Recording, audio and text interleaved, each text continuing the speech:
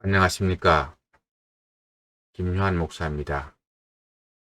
다시 찾아주셔서 감사합니다. 오늘은 성탄주일입니다. 원래는 크리스마스가 토요일이라서 성탄주일이 좀 빠른 것 같습니다. 성탄주일은 크리스마스를 지나서가 아니라 지나기 전주에 드리기 때문입니다. 저는 오늘 성탄주일을 맞이해서 요한복음 1장 1절에서 14절 중심으로 말씀이 육신이 되어라는 제목으로 말씀을 드리려고 합니다. 우리는 해마다 성탄을 맞이하고 이 크리스마스는 수백 년 동안 인간의 역사 속에서 반복하면서 지켜왔습니다. 그런데 우리를 슬프게 하는 것은 세월이 지나갈수록 이 크리스마스의 주인공인 예수님은 점점 무대로 사라지고 그 대신에 산타 할아버지, 크리스마스 선물꾼, 크리스마스 세일 광고, 크리스마스 추리, 또한 크리스마스의 향락 문화가 예수님을 대신하고 있다는 것이 우리를 슬프게 합니다.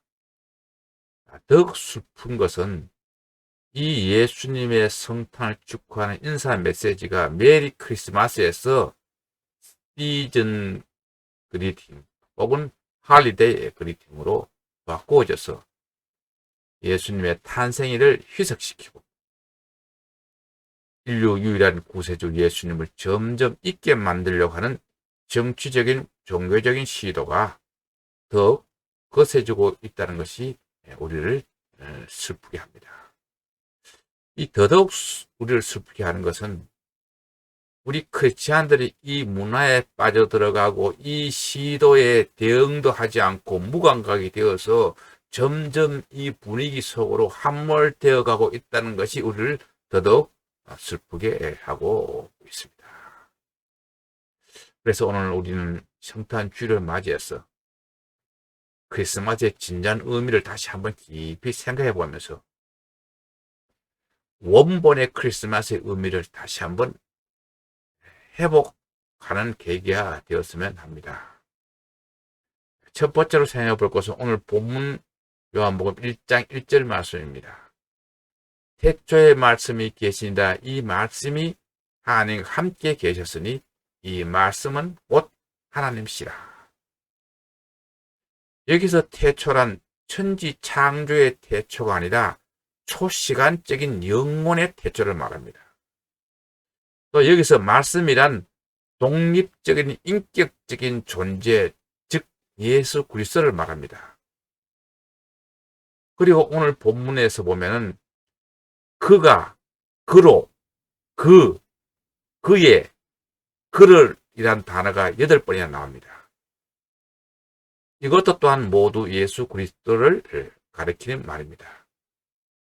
여기서 1장 1절을 쉬운 말로 번역하면은 우주가 존재하기 전에 말씀 되시는 예수 그리스도가 계셨으니 그분은 하나님과 함께 계셨으며 바로 그분이 하나님이셨다라는 그런 말입니다.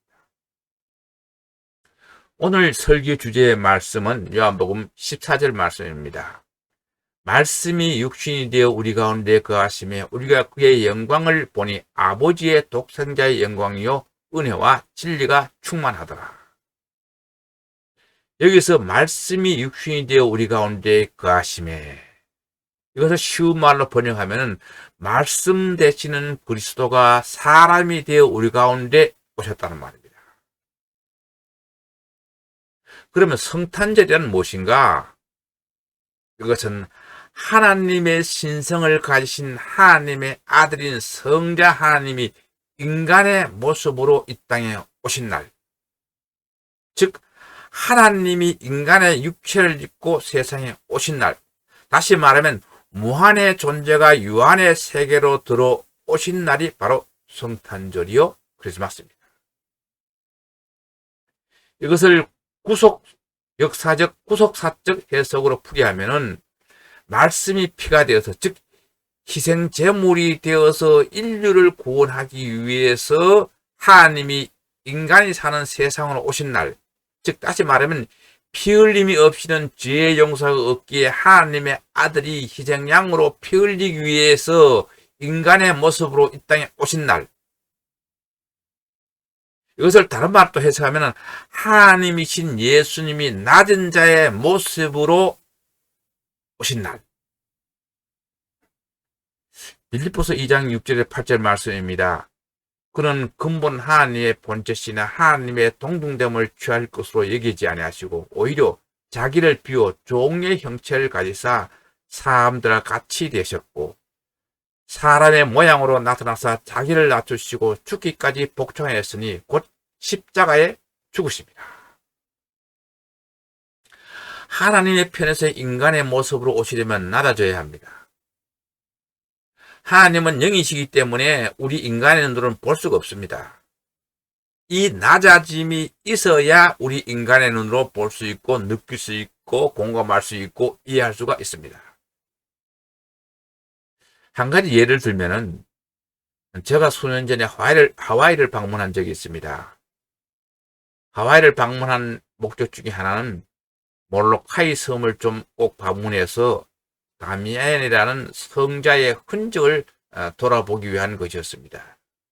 그런데 가는 비행기 스케줄이 맞지 않아서 결국은 몰로카이 섬은 방문하지 못하고 돌아왔습니다.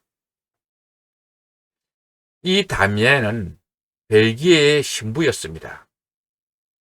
그는 1873년 젊은 23살 나이에 한국의 소록도와 같은 북미주 나병 환자 수용소인 하와이의 몰로카이 섬으로 선교사로 파송되었습니다. 그는 뜨거운 마음을 가지고 어떻게 하면 나병 환자들에게 생명을 전해줄까, 하나님의 사랑을 전해줄까 고심했습니다. 그는 열심히 복음을 전했습니다. 그런데 왜 말입니까? 하나님의 말씀이 복음이 먹혀 들어가지 않는 것입니다. 어느 날 밤도 그는 설교를 마치고 지친 몸으로 움막인 자신의 집으로 돌아가고 있었습니다. 그런데 앞에 다미안이 가는 줄 모르고 나병 환자들의 무리가 저희들끼리 무엇인가 수군거리면서 걸어가는 것입니다. 이때 다미안은 그들의 말을 가만히 엿들어 보았습니다. 그것은 이런 말이었습니다. 자기도 나병 환자가 되어보라지 그런 설교를 할 수 있는지. 저 신부는 말짱이야. 이런 말이었습니다. 이 말을 엿들은 다미안은 큰 충격을 받았습니다. 그는 그런 밤 잠을 잘 수가 없었습니다. 그는 그날 밤에 밤을 지새우면서 한 기도를 드렸습니다. 하나님, 그렇습니다. 진정으로 나병 환자를 사랑하기 위해서는 제가 무능이가 되어야 하겠습니다. 저로 나병 환자가 되게 하여 주소서. 저로 하여금 나병 환자가 되는 용기를 주옵소서라고 기도를 드렸습니다. 그는 결국 스스로 나병 환자가 되었습니다. 그런데 이상한 것은 나병 환자가 된 다미안이 설교를 전하니까 몰로카이의 나병 환자들이 복음을 받아들이기 시작하는 것입니다. 변하기 시작하는 것입니다. 새 생명의 역사가 일어나기 시작하는 것입니다. 몰로카이 섬의 나병 환자들이 다미안을 따르기 시작하는 것입니다. 마침내 다미안은 몰로카이 섬에서 나병 환자들의 성자가 되었습니다. 그는 일평생을 몰로카이 나병 환자들을 끌어안고 그들의 영혼들을 안아들고 하늘나라로 갔습니다. 여러분, 바로 성탄절이란 나병 환자들에게 진정한 사랑을 주기 위해서 무문둥이가 된 다미안과 같이 우리 하나님께서는 인간을 극진히 사랑하셔서 인간의 모습이 되신 날입니다. 다시 말하면 하나님이 인간을 지극히 사랑하셔서 자기 독생자를 인간의 모습으로 이 땅에 보내셔서 인간들과 함께 동고동락을 하게 하시다가 결국은 희생양으로서 희생시키기 위해서 보내신 날이 성탄절입니다. 그것은 또한 이날은 약속된 날입니다. 이 세상에서 오기로 미리 약속하고 온 사람 아무도 없습니다. 석가도 공자도 모하메도 소크라테스도 예언되어서 태어난 자들이 아닙니다. 성자 예수님은 오시기 수천 년 전에 미리 예언대로 오신 분입니다. 예수님 생애에 대해서 구약 성경에는 약 250번의 예언이 기록되어 있습니다. 첫 번째로 여자의 씨로부터 메시아의 탄생이 예언되었습니다. 창세기 3장 15절 말씀입니다. 내가 너로 여자와 원수가 되게 하고 내 후손도 여자의 후손과 원수가 되게 하리니 여자의 후손은 내 머리를 상하게 할 것이요 너는 그의 발꿈치를 상하게 할 것이니라. 이 말씀은 예수님께서 오시기 4000년 전에 기록된 한 해 말씀입니다. 여기서 여자의 씨는 바로 장차 오실 메시아 오직 예수 그리스도를 가리키는 말입니다. 이 세상에 단 한 사람도 남자 없이 태어난 사람은 없습니다. 동정녀 마리아의 몸에서 성령으로 태어나셨기 때문에 유일하게 여자의 씨라고 말했습니다. 메시아가 여자의 씨로 나올 것이란 예언은 후대에 한 게 아니라 창세기 때 나왔습니다. 더욱 놀라운 사실은 선지자가 한 예언이 아니라 하나님께서 친히 예언하셨다는 것입니다. 두 번째로 동정녀 탄생에 대한 예언은 이사야 선지자를 통해서 예언되었습니다. 이사야 7장 13절 14절 말씀입니다. 이사야가 이르되 다윗의 집이여 원하건대 들을지어다 너희가 사람을 괴롭히고서 그것을 작은 일로 여겨 또 나의 하나님을 괴롭히려 하느냐. 그러므로 주께서 친히 징조를 너희에게 주실 것이라. 보라 처녀가 잉태하여 아들을 낳을 것이요 그의 이름을 임마누엘이라 하리라. 이 말씀은 예수님 오시기 750년 전에 이사야 선지자에 의해서 예언된 것입니다. 어떤 주경학자들은 이 예언의 구약의 아스 왕 개인에게 국한된 것이라고 말하기도 합니다. 그러나 분명히 13절의 말씀을 보면 다윗의 가계에서 대해서 얘기를 한 것입니다. 히브리어 알마는 결혼하지 않는 젊은 여인을 의미합니다. 처녀가 잉태될 것을 예언한 것입니다. 처녀가 잉태해 아들을 낳을 것이라고 말했는데 이 말은 다른 말로 창세기 3장 15절에 조금 전에 읽은 말씀처럼 여자의 씨라고 말할 수가 있습니다. 그 이름은 임마누엘, 하나님이 우리와 함께 하신다는 그 예언을 이사야를 통해서 하신 것입니다. 신약에서의 성취는 마태복음 1장 21절 23절 말씀입니다. 아들을 낳으려니 이름을 예수로 하라. 이는 그가 자기 백성을 그들의 죄에서 구원할 자심이라 하니라.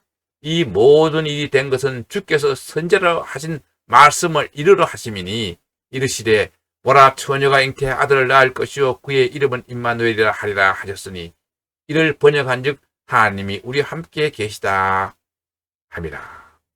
여기서 선지자로 하신 말씀은 이사야 7장 13절 14절 말씀을 가리키는 말씀입니다. 더 나아가서 예수님께서 베들레헴이라는 장소에서 탄생하신 그 일에 대해서도 출생 시기와 장소까지 미가에서에서 예언되었습니다. 미가서 5장 2절 말씀입니다. 베들레헴 에브라다야 너는 유다 족속 중에 작을지라도 이스라엘 다스릴 자가 내게서 내게로 나올 것이라. 그의 근본은 상고의 영혼에 있느니라. 이것을 쉬운 말로 해석하면 여호와께서 말씀하신다. 베들레헴 에브라다야 너는 유다에서 가장 작은 마을 중에 하나이지만 너에게서 이스라엘 다스릴 자가 나올 것이다. 그는 영원 전부터 있는 자이다 라는 그런 말입니다. 미가서는 주전 700년 전에 예수님이 베들레헴에 탄생한 것을 예언했습니다. 요한복음 8장 56절 59절은 예수님 직접 하신 말씀입니다. 너희 조상 아브라함은 나의 때 볼 것을 즐거워하다가 보고 기뻐하였느니라. 유대인들이 이르되 내가 아직 50세도 못 되었는데 아브라함을 보았느냐. 예수께서 이르시되 진실로 진실로 너에게 이르노니 아브라함이 나기 전부터 내가 있느니라 하시니 그들이 돌을 들어 치려 하거늘 예수께서 숨어 성전에서 나가시니라. 56절 너희 조상 아브라함은 나의 때 볼 것을 즐거워하다가 보고 기뻐하였느니라. 이 말은 무슨 말입니까? 아브라함은 예수님 즉 복음이 무엇인지를 알았다는 것을 알 수 있습니다. 그래서 예수님의 때가 올 것을 믿음의 눈으로 바라보았다는 겁니다. 그다음 58절 예수님께서 이르시되 진실로 진실로 너에게 이르노니 아브라함이 나기 전부터 내가 있느니라 하시니, 이 말은 무슨 말입니까? 하나님은 시간과 공간을 초월하신 분, 육신이 되어 이 땅에 오신 예수님도 시간과 공간을 초월하신 분이라는 말입니다. 그러니까 아브라함이 태어난 것은 과거지만 그 때도 나는 있었다는 말씀입니다. 말씀을 마무리합니다. 우리는 이번 성탄절을 맞이해서 세상의 크리스마스 문화에 함몰될 것이 아니라 우리가 성탄의 의미를 깊이 다시 확인해서 다른 사람에게 이 확인된 말씀을 퍼나나르는 전달자 역할을 감당하고, 인간의 모습으로 오신 예수, 말씀이 육신이 되어 말씀이 피가 되어 오신 우리 예수님을 재발견하는 우리 모두가 됩시다. 이 축복이 여러분과 저에게 함께 하시기를 축원합니다. 기도하겠습니다.